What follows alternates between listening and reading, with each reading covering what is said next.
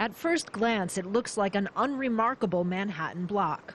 A couple rundown buildings and an old church that more recently housed an Irish pub. But if you look carefully at 103 Washington Street, there are signs of what used to be here. A thriving neighborhood of immigrants from Syria, Lebanon, and Palestine. In the early 1900s, it was known as Little Syria. Most of it was demolished in the 1940s to make way for the construction of a tunnel to the east. The rest when the World Trade Center was constructed to the west. And it's also significant for me in my family history because right here was where my family's importing and exporting business once was. Carl Antoun is trying to convince the city to preserve what's left.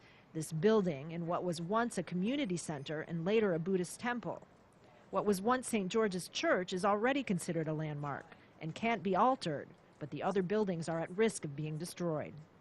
Like the ledgers and business cards his family has saved from his great-grandfather's dry goods business, Carl thinks this old block is worth keeping.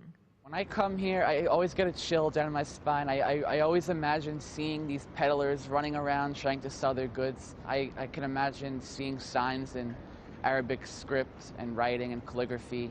But now, obviously, there's nothing here anymore. So that's why I became so passionate about trying to save this neighborhood once and for all. This is where the World Trade Center once stood. A lot of Little Syria was actually destroyed to make way for the construction here.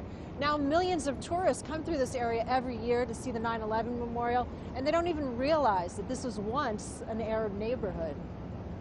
It was also a gathering place for great Arab American thinkers like Khalil Gibran and Amin Rouhani.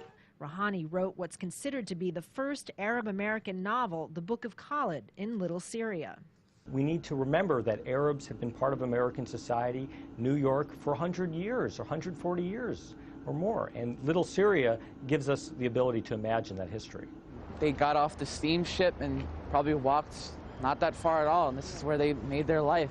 The descendants of Little Syria have gone on to assimilate into the broader U.S. culture, but for some, it is worth remembering and preserving just where they started. Kristen Saloomey, Al-Jazeera, New York.